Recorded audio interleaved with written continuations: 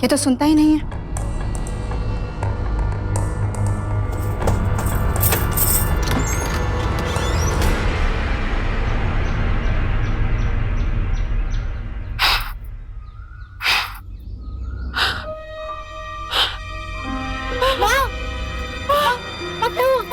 माँ, से asthma attack.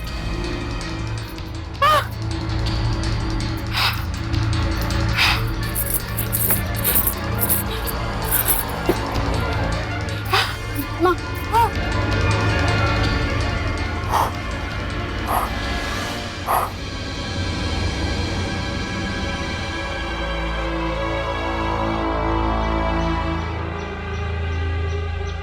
चलो उठो उठो। सब खत्म हो गया बेटी, मैं बर्बाद हो गई, हम केस हार गए। अब मेरा क्या होगा? अब मेरे सामने मरने की सिवा बचा ही क्या है? अब तो मैं जहर खा के मारी जाऊंगी।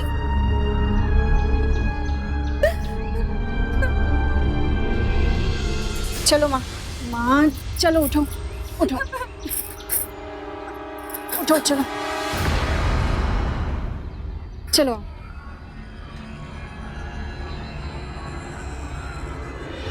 अब मेरे ससुराल से मुझे कुछ नहीं मिलेगा।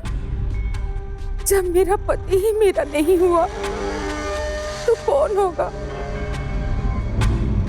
सोचा था गरीबा के पापा के गुजरने के बाद उनकी प्रॉपर्टी से कुछ हिस्सा तो मिल जाएगा, लेकिन कुछ नहीं मिला।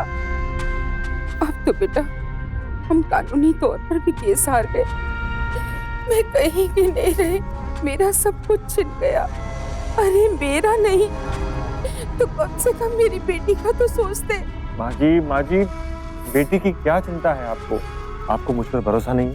बेटा ये तो मेरा सौभाग्य है कि तुम जैसा दामाद मिला, लेकिन हर औरत को तुम्हारे जैसा पति नहीं मिलता। काश तुम नहीं होते तो क्या होता? अब मेरा पति ही देख लो, मुझे क्या देकर गया, दर दर की भिखारिन बना के गया। चुप करो माँ। ये क्या दर दर की ठोकरें बोल रही हैं? इस तरह से ड्रामा करके ना आप मुझे और आकाश को इंसल्ट कर रही हैं। हम क्या आपको मरने के लिए छोड़ देंगे? गरिमा,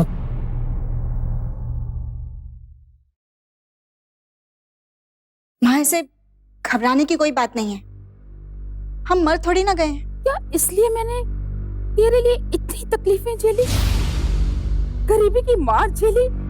अब जब सब कुछ लुट गया तो मैं तेरी डांट खाऊं? इससे अच्छा है मैं जहर खा के मर जाऊं। नहीं जीना मुझे, कहाँ है मेरी जहर की शीशी? अब नहीं जीऊंगी मैं। अरे माँ जी क्या कर रही हैं आप?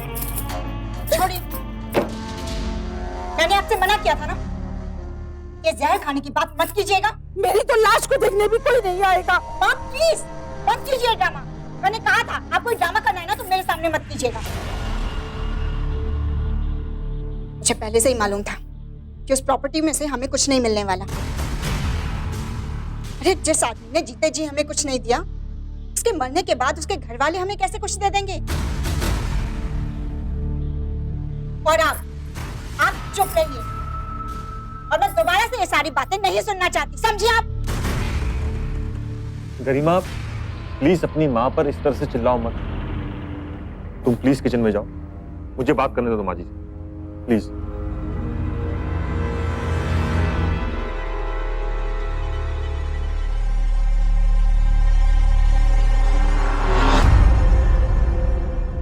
माँ जी आप क्यों इतनी फिक्र करती हैं? हम हैं ना। बेटा मैंने सोचा था प्रॉपर्टी से जो हिस्सा मिलेगा उसे लैंड स्कीम में इन्वेस्ट कर दूंगी, पर भगवान ने मेरी सारी स्कीम पर पानी डाल दिया। माँ जी आप घबराइए मत, कुछ नहीं हुआ है।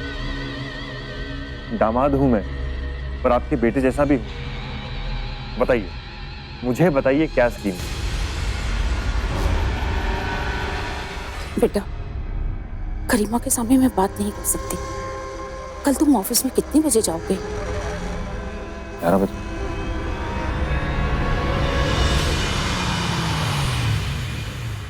देखो, यहां से लेके यहां तक पूरे एरिया में प्लॉटिंग होने वाली है। इस पूरे एरिया में आम के पेड़ लगे हैं और ये वो रास्ता है जहां से हाईवे बनने वाला है। अब सोचो, अगर इन प्लॉट्स पर बिल्डिंग खड़ी हो जाए तो कितना फायदा होगा। हाईवे बनने से जमीन की कीमत अचानक बढ़ सकती है और बिल्डर हमें मुंह मांगी रकम दे सकते हैं। हमें कुछ नहीं करना है, बस जमीन खरीद कर घर बैठना है। इंटरेस्टिंग है माँ जी। ठीक है, मैं पैसे लगाने को तैयार हूँ। तो फिर 50-50 की पार्टनरशिप पक्की? पक्की। और हाँ, इसमें लगभग एक प्लॉट की कीमत 14 से 15 लाख लगेगी। माँ जी, इतना पैसा है आपके पास? हाँ है। अरे माँ जी, जब आपके पास इतना पैसा है तो आप इतनी फिक्र क्यों करती हैं? वो क्या है ना बेटा, असल में वो मेरा पैसा नहीं है। मतलब ये कि मैं भी किसी से उधार ले रही हूँ और अगर ये सौदा अभी नहीं किया तो बहुत महंगा हो जाएगा। हाईवे बनने के बाद जब इनका रेट बढ़ जाएगा तो मैं नए रेट में बेचकर सारे पैसे उसको लौटा दूंगी। सिंपल। माँ जी, उधार देने वाला कौन है और वो उधार कितने इंटरेस्ट रेट पर दे रहा है? तुम इन सब की चिंता बिल्कुल मत करो, पैसा कोई भी दे, लेकिन मैं इसमें पैसा जरूर लगाऊंगी। ठीक है माँ जी, जैसे ही पैसे आपके अकाउंट में आ जाए हम ये डील भी कर लेंगे। तो ठीक है, डन। लेकिन एक रिक्वेस्ट तुमसे करनी है बेटा। ये माँ जी। गरिमा से तुम कुछ मत कहना, नहीं तो वो ये सोचेगी कि मैं तुम्हारा फायदा उठा रही हूँ। माँ जी, आप चिंता मत कीजिए, मैं उसे कुछ नहीं बताऊंगा। मुझे माफ कर दो, दोबारा नहीं करूंगी कभी। माफ कर दो, खड़ी हो जा।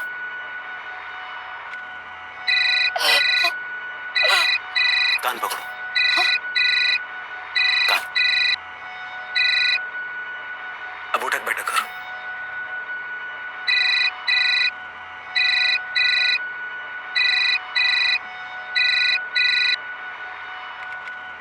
जब तक सामने वाला फोन उठा ना ले तो मानती नहीं हो ना माँ।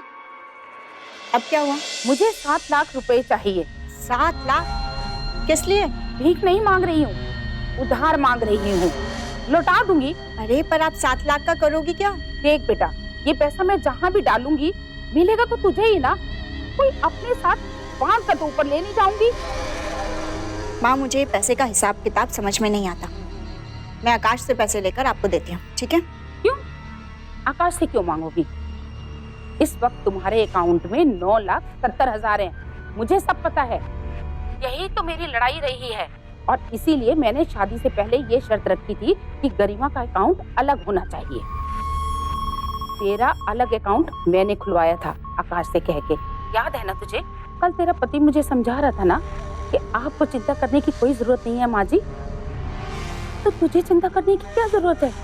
तेरा पति है ना, और उस वक्त तेरे पति ने वादा किया था ना कि पैसे के बारे में वो कोई सवाल नहीं करेगा तुझसे।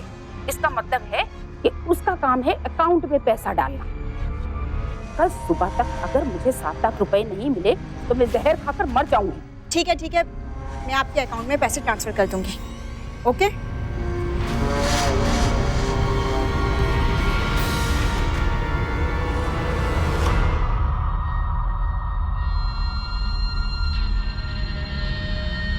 दामाद जी, पैसों का इंतजाम हो गया, कल सुबह मिलते हैं। मेरे तरफ के 7 लाख। ठीक है, तो साइन कर दो इस पर।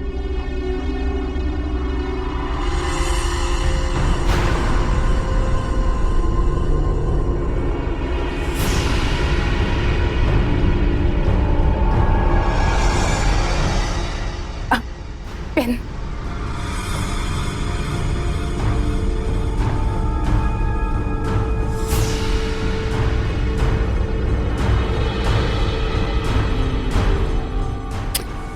चुप चुप जियो मेरे लाल, मुझे तो कभी एहसास ही नहीं हुआ ये मेरा बेटा नहीं है। अरे ऐसे तो फिर भी चुकाए जा सकते हैं, लेकिन मैं तुम्हारा एहसान कैसे चुका पाऊंगी? अरे माँ जी, आप तो मुझे शर्मिंदा कर रही हैं। मैं आपके बेटे जैसा हूं, और बेटे का क्या एहसान?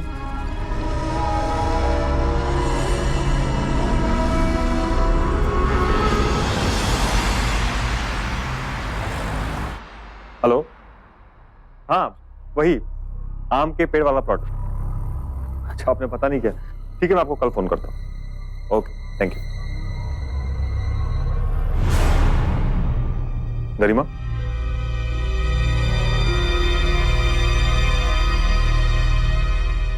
गरिमा, गरिमा। हाँ, अरे भाई, इतना क्या सोच रही हो? मैं कितना सोचती हूँ कि अब माँ को अपनी लाइफ कंट्रोल नहीं करने दूंगी, पर वो हमेशा ऐसी ऐसी बातें कहती हैं कि सामने वाला बेबस हो जाता है। बचपन से वो मुझे ब्लैकमेल करती आई हैं। हाँ हाँ, लेकिन अभी क्या हुआ? उन्होंने मुझसे 7 लाख रुपए लिए। कितने? 7 लाख। कहा कि उधार है, पर उनका उधार भी ना, पता नहीं वो उन पैसों का क्या करेंगी। असल में वो मेरा पैसा नहीं है। मतलब ये कि मैं भी किसी से उधार ले रही हूँ। हे भगवान, कैसी औरत है तुम्हारी माँ? क्यों, क्या हुआ? मुझे आज तक किसी ने ऐसा बेवकूफ नहीं बनाया।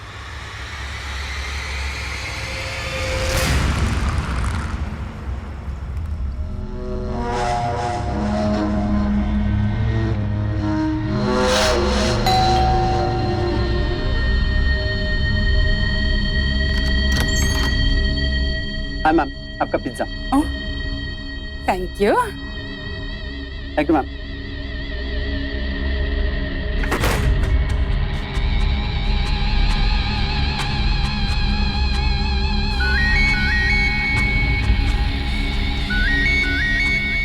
गरिमा, हेलो। माँ, ये तुमने क्या किया? तुम मुझसे पैसे लेकर आकाश से डील करती हो? अरे तुमने मुझे बताया क्यों नहीं? अरे बेटा, जब तुझे पैसे सूद समेत वापस मिलेंगे ना, तब तू कहेगी कि माँ की क्या डील थी। माँ जी, आई एम हर्ट। आपने मेरे साथ चीटिंग की है। अरे आप वैसे ही मुझसे पैसे मांग लेती, मैं दे सकता हूँ, लेकिन अगर कोई चीटिंग करके मुझसे पैसे ले, ये मुझे बिल्कुल बर्दाश्त नहीं होगा। इसीलिए डील ऑफ, रजिस्ट्री नहीं होगी, और आप मेरे पूरे 14 लाख रुपए वापस करके चाहिए, बस। आकाश, आकाश सुनो। हे भगवान, ये क्या हो गया? आप चाहे कितने भी सताए हुए क्यों ना हो, लेकिन अगर आप झूठ, धोखे और फरेब का सहारा लेकर आगे बढ़ने की कोशिश करेंगे, कोई भी आपकी मदद के लिए आगे नहीं आएगा। किसी को भी आपके साथ सहानुभूति नहीं होगी। पैसों से कहीं ज्यादा जरूरी है लोगों का विश्वास। चंद पैसों के लिए लोगों का विश्वास तोड़कर कैसे रह सकते हैं आप समाज में? अपने रिश्तेदारों, दोस्तों और आस पड़ोस के लोगों का विश्वास ही खो देंगे, समझ लीजिए कि आपने समाज का विश्वास खो दिया। और यकीन मानिए, अक्सर ऐसा होता है कि जब इंसान के अपने भी उसे छोड़ जाएं, उस वक्त समाज उसकी मदद के लिए आगे आता है। इसलिए समाज पर भरोसा रखिए और समाज का भरोसा मत तोड़िए। आई एम सॉरी माँ जी। तू गलत समझ रहा है बेटा, मेरी बात तो सुन। मुझे कुछ नहीं सुनना है।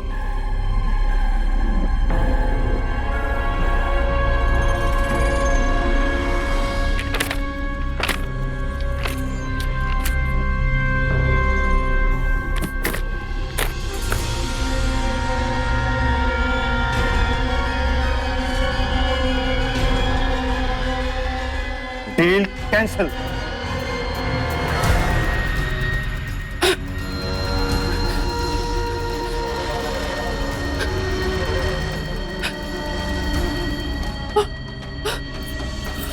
और आप जरा अपनी इस बीमारी से मुक्ति पाइए। ये बार बार अस्थमा का अटैक से काम नहीं चलने वाला।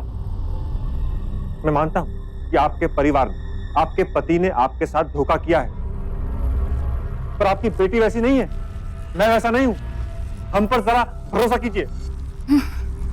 बेटा, तुम्हें जरूर कोई गलतफहमी हुई है। मुझे कुछ गलतफहमी नहीं हुई है। आप एक बात बताइए, किस चीज की कमी है आपको? रहने के लिए घर है, आपके बिना कहे आपके सारे बिल के पेमेंट कर दिए जाते हैं। हाँ? आप आराम से रहिए ना और भजन कीजिए। जिस पर गुजरती है सिर्फ वही जानता है। कहना बहुत आसान है, तुम जो इतनी बड़ी बड़ी बातें कह रहे हो तो क्यों नहीं वो वाला घर मेरे नाम आई मीन गरिमा के नाम कर देते हो बेटा? क्योंकि आकाश ने अपने माँ बाप से वादा किया है कि अगर विकास कुछ नहीं कर पाया तो वो घर उसका होगा। तो विकास यहाँ क्यों रहता है? उसको वहाँ क्यों नहीं शिफ्ट कर देते? क्योंकि हम फैमिली हैं, फैमिली, और हम सब साथ रहना चाहते हैं। मेरा उस घर में अकेले दम घुटता है। देखिए माँ जी, बहुत जल्द हम दूसरा घर लेने वाले और उस घर में इस घर से ज्यादा कमरे होंगे, तब आप हमारे साथ ही रहिएगा। देखा, घर दोगे नहीं, कैश दोगे नहीं, हमेशा भिखारिन बना के ही रखोगे ना?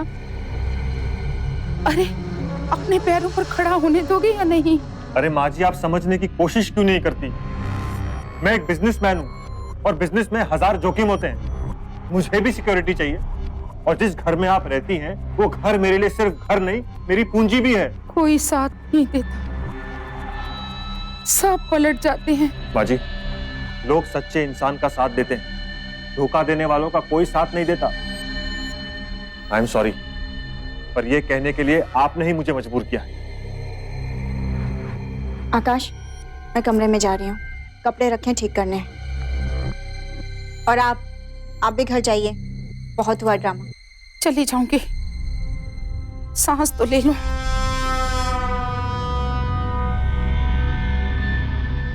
क्या हालत बन गई, थोड़ा फ्रेश हो लेती हूँ।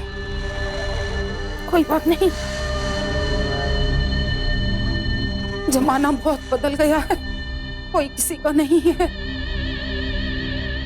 भूतनी बनी हुई हूँ इस घर में, फ्रेश तो हो लूं।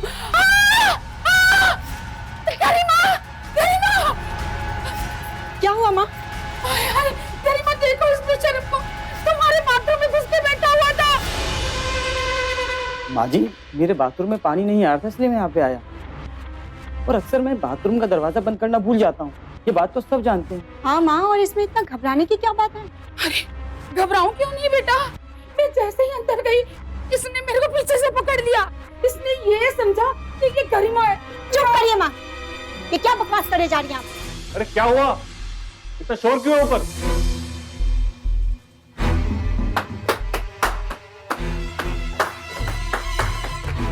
भैया, भैया माँ जी एकदम झूठ बोल रही है। बोला मैं इनको पीछे से क्यों पकड़ूंगा? मैं पागल हूँ क्या? एकदम बक्कार औरत है ये। चुप कर बदतमीज, मुझे नहीं जाना इस घर में, जा रहा हूँ मैं यहाँ से। जाओ मत रहो। विकास, हाय हाय, यही दिन रह गए थे मुझे देखने को, इससे अच्छा मैं मर क्यों नहीं गई।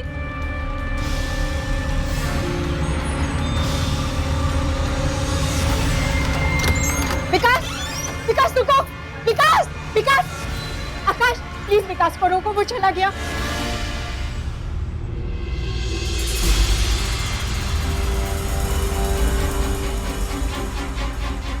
माँ, माँ मैं आपके आगे हाथ जोड़ती हूँ, प्लीज यहाँ से चले जाइए, मुझे और तमाशा नहीं चाहिए। माँ जाइए यहाँ से।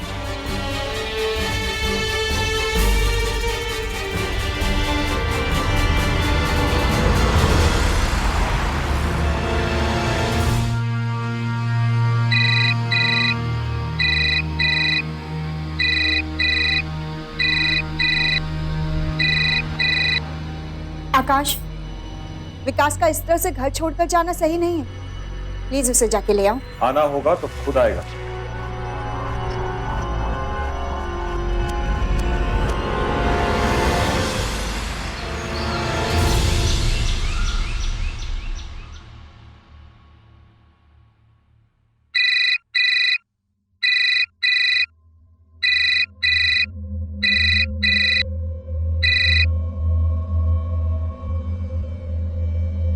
विकास का फोन है, बात कर लो। तुम्हें फोन कर रहा है, तुम बात कर लो। मैंने कल रात को उसे बहुत फोन किए थे, उसे कह देना कि मैं नाराज हूँ।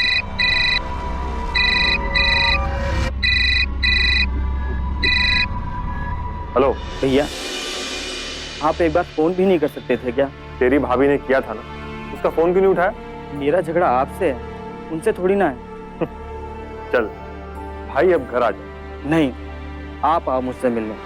अरे मैं अभी एक जरूरी काम कर रहा हूँ। तो मैं भी यहाँ खाली नहीं बैठा हूँ, बैंगलोर जा रहा हूँ। उससे पहले आप आ जाओ मुझसे मिलने। अगर मेरे पास टाइम होता तो मैं आ जाता आपसे मिलने। अच्छा मैं आ रहा हूँ। ठीक है भैया।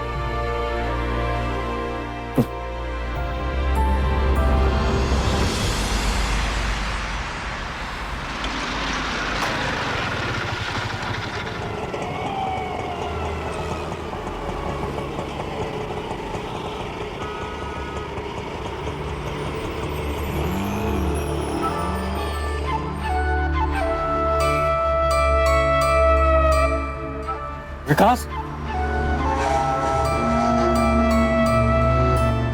सॉरी भैया। लेकिन तू बैंगलोर किस काम से जा रहा है? भैया वो म्यूजिक कॉन्सर्ट है और बैंगलोर की टिकट आप ही ने तो बुक की थी। अरे हाँ, चल मैं तुझे एयरपोर्ट छोड़ देता हूँ। हाँ भैया। हाँ? ये लो, चला जा।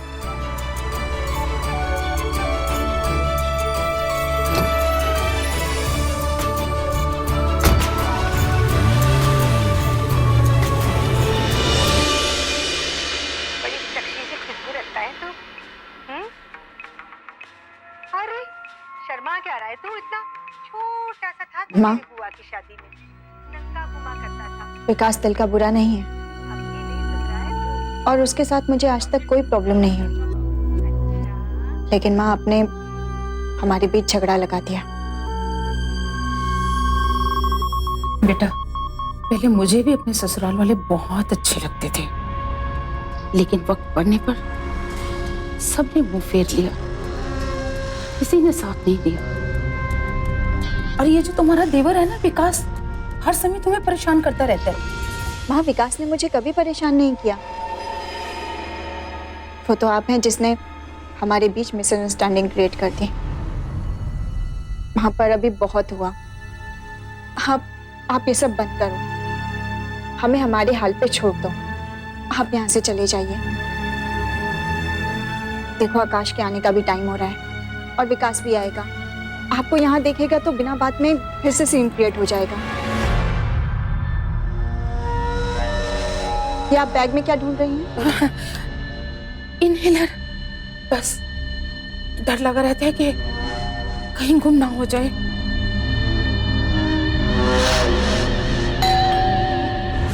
आकाश,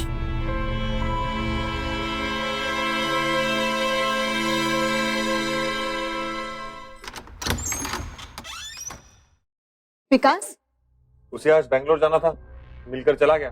मुझसे मिले बिना चला गया। अरे उसका झगड़ा मुझसे था, इसीलिए। वो तुमसे मिले बिना ही चला गया? इसका मतलब जरूर विकास की कोई चाल है। माँ प्लीज। माँ जी प्लीज, आप हमारी जिंदगी से दूर रहिए। आप चले जाइए यहाँ से, मुझे आपसे कोई बात नहीं करनी।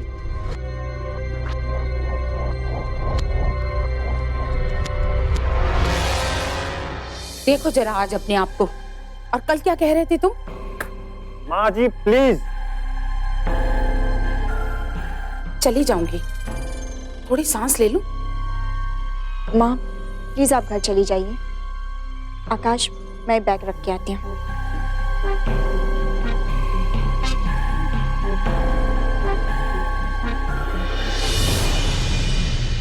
पानी तो पी सकती हूँ ना तुम्हारे घर में? गला बहुत सूख रहा है।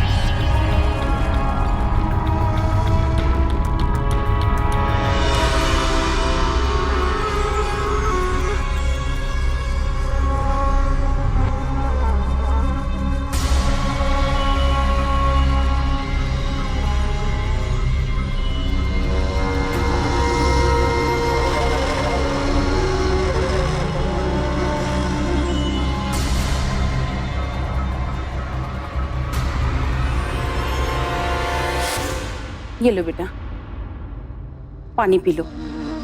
अरे बचपन से गरिमा को समझाती आ रही हूँ कि जब भी कोई बाहर से आए तो सबसे पहले उसे पानी पूछो। लो बेटा, पानी पी लो। अरे पानी से कैसी नाराजगी?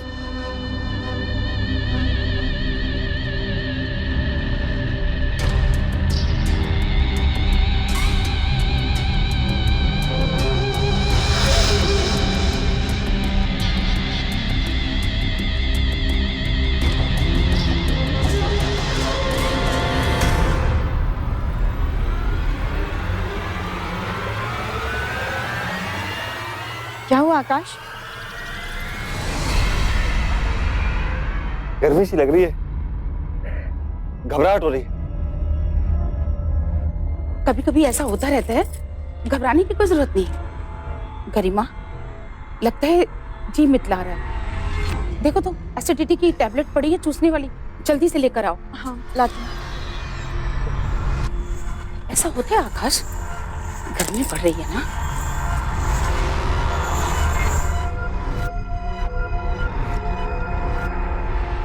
ये लो।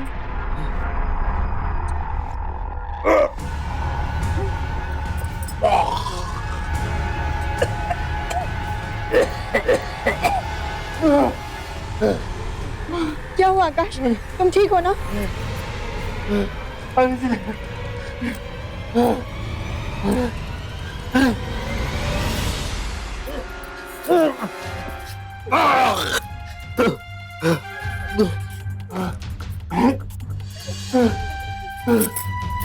माँ की तबीयत तो बिगड़ती जा रही है, डॉक्टर को बुला लेते हैं। इतनी रात को कोई डॉक्टर भी तो नहीं मिलेगा। अरे ऐसे वक्त में तुम्हारा देवर भी चला गया, अगर वो होता तो कम से कम किसी को भाग कर ले तो आता। माँ की हालत तो देखे, क्या हो गया इनको। जाओ जल्दी से सोडा वाटर लेकर आओ। ठीक है, पिला के।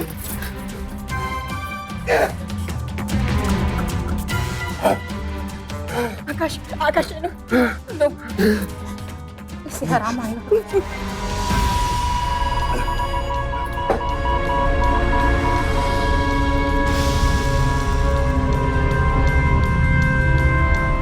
अरे बेटी, घबराने की कोई बात नहीं है, थोड़ी देर में सब ठीक हो जाएगा। देखो ठीक हो रहा है, थैंक गॉड। भगवान का लाख लाख शुक्र है।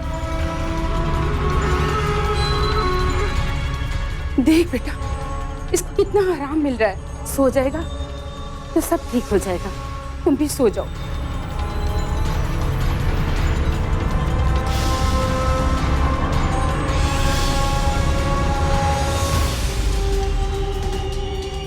आकाश, आकाश, आकाश, आकाश आँख खोलो। आकाश,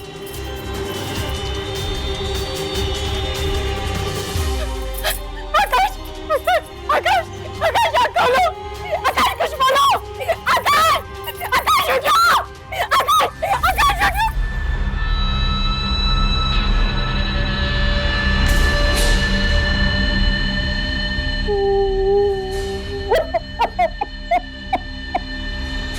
लालची इंसान पहले तो पैसे और जायदाद के लिए धोखा देता है, और जब उससे भी काम ना चले तो फिर हत्या करने से भी बाज नहीं आता, क्योंकि उसकी नजर तो दूसरे की प्रॉपर्टी पर होती है। और अपने लालच में ऐसे लोग इतने अंधे हो जाते हैं कि ये भी नहीं सोचते जो सगे संबंधी उन्हें जीवन भर सहारा दे सकते हैं वो उन्हीं का घर उजाड़ रहे हैं। रूपा ने भी आखिर अपने लालच में अपनी ही बेटी का घर उजाड़ दिया, और वो भी किस लिए? जो पैसे और प्रॉपर्टी उसके थे ही नहीं, उसके लिए। अगर रूपा अपने हक की प्रॉपर्टी की लड़ाई लड़ती तो कौन उसका साथ नहीं देता? विकास ने ही हत्या की है। उसने मेरे दामाद को बाहर मिलने के लिए बुलाया और बाहर ही कुछ खिला पिला दिया होगा। जब दामाद जी घर आए तो उनकी तबीयत बहुत खराब हो गई। क्यों गरिमा? झगड़ा तो हुआ था, और विकास ने सॉरी बोलने के लिए आकाश को बाहर भी बुलाया था। विकास को बेंगलोर जाना था, इसलिए वो नहीं आ पाया।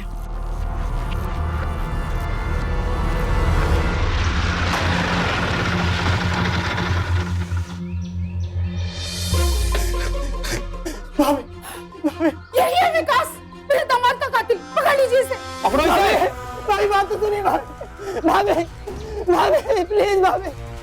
ले चले से प्लीज।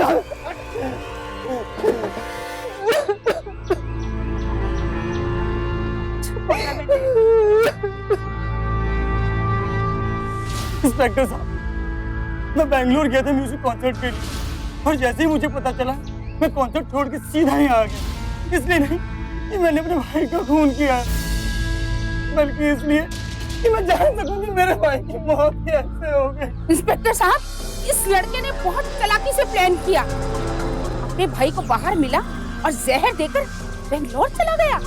डाल दीजिए इसको जेल में। छोटे साहब, मैं चक्कर तक नहीं देखना चाहता सौरभ। चुप कराइए इसको। मुझे भाभी से बात करनी होगी। अभी वो आराम कर रही है, बाहर नहीं आएगी, उसकी तबीयत ठीक नहीं है। चुप रहो। भाभी, भाभी, भाभी। देखो, इस केस की तफ्तीश करनी होगी। तुम हमारे साथ थाने चलो, वहीं बात करेंगे। जब तक पोस्टमार्टम की रिपोर्ट नहीं आ जाती तुम्हें पुलिस कस्टडी में रहना होगा। ले चलो। भाभी, भाभी, भाभी।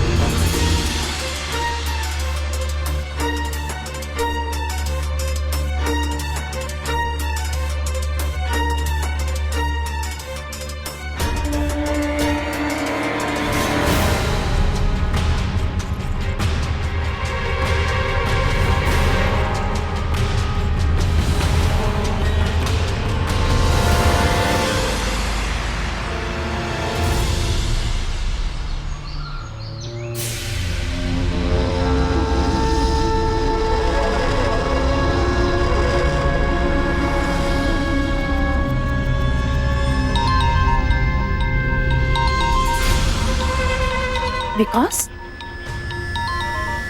बात मत करना उससे।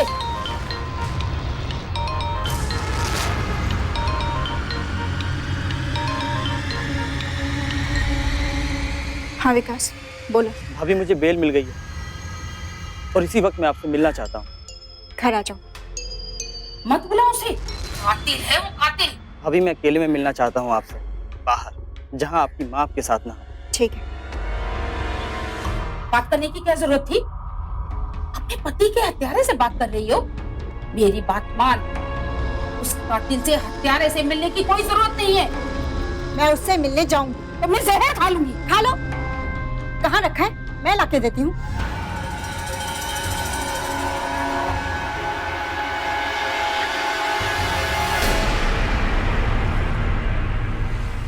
हाँ भाभी, पोस्टमार्टम की रिपोर्ट आ चुकी है और अकॉर्डिंग टू रिपोर्ट जब भैया को जहर दिया गया तो मुझे एयरपोर्ट पे रिपोर्ट किए 2 घंटे हो चुके थे और पुलिस के अनुसार जहर तुरंत असर करता है, 2 घंटे बाद में। यानी भैया को जहर घर पर दिया गया है, या तो आपने, जो मैं मानने को तैयार नहीं, या फिर आपकी मां ने। और इस बात का मुझे पूरा यकीन है।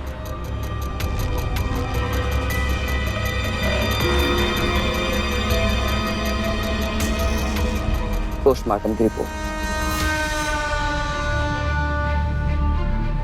भाभी, पुलिस और गहरी छानबीन कर रही है। हो सकता है जल्द ही वो आपसे पूछताछ करने के लिए घर पर भी आए।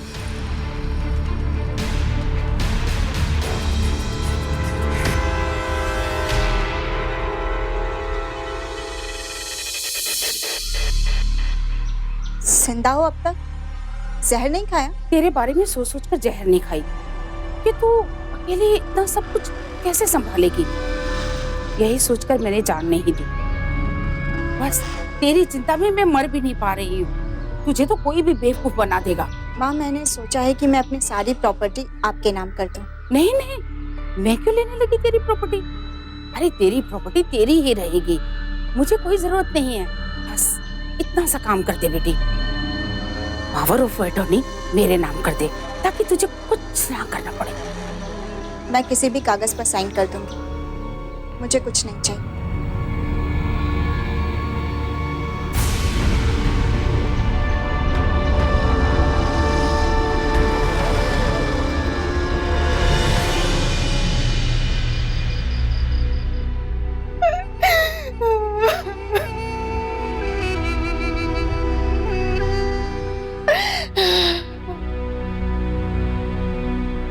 यानी जहर घर पर दिया गया है। या तो आपने, और इस बात को मैं मानने को बिल्कुल भी तैयार नहीं, या फिर आप मानो।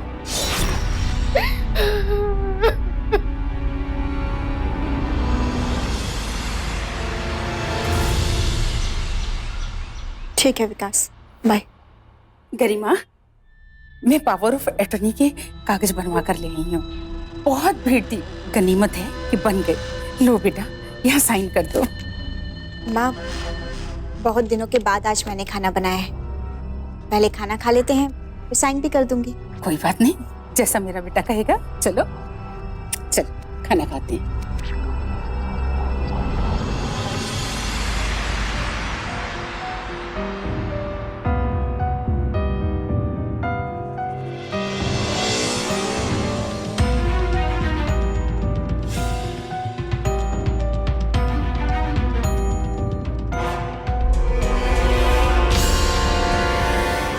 माँ, खाना कैसा लगा आपको? बहुत अच्छा लगा खाना। अब खाना तो हो गया बेटी, अब इस पेपर में थोड़ा साइन कर दो ना।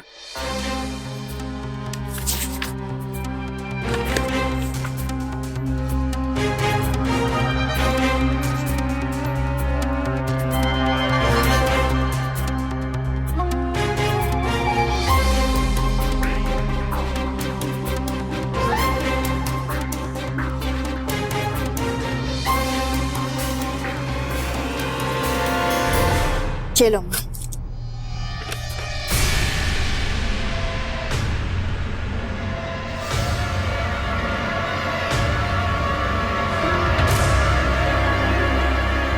ये क्या कर रही हो गरिमा? यही वो जहर है ना माँ, जो आपने आकाश को दिया था। क्या बकती हो तुम? पोस्टमार्टम रिपोर्ट में यही लिखा है माँ, पढ़ लो। उस विकास ने पक्का तुम्हें पट्टी पढ़ाई है। मैंने आपके खाने में ये जहर मिला दिया है। मेरे खाने में जहर?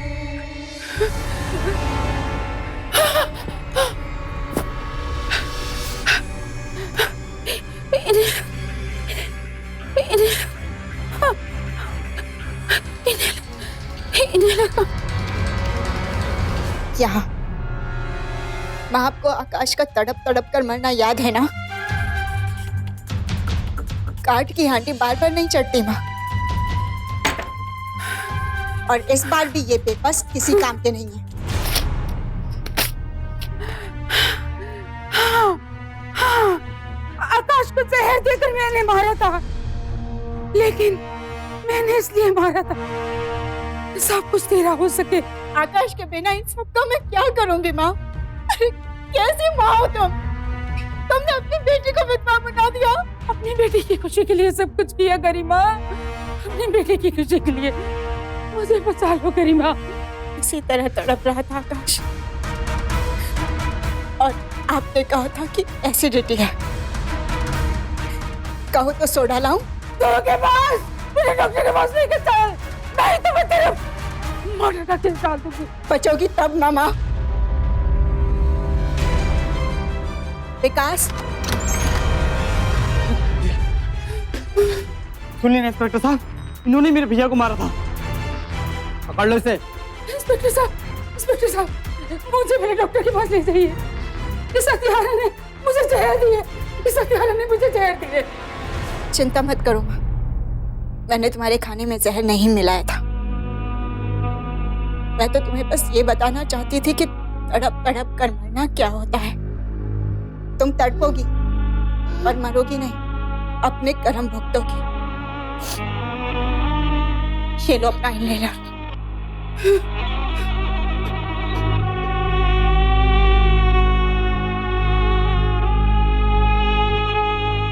ले चलो इन्हें। इंस्पेक्टर साहब, इसमें धोखा किया है मेरे साथ। चलो लेके। मेरे को झूठ बोलती है, चीटर है। जब आपका दुनिया पर से भरोसा उठ जाता है, तब आपको लगने लगता है कि पूरी दुनिया आपकी दुश्मन है, कोई आपसे प्यार नहीं करता है।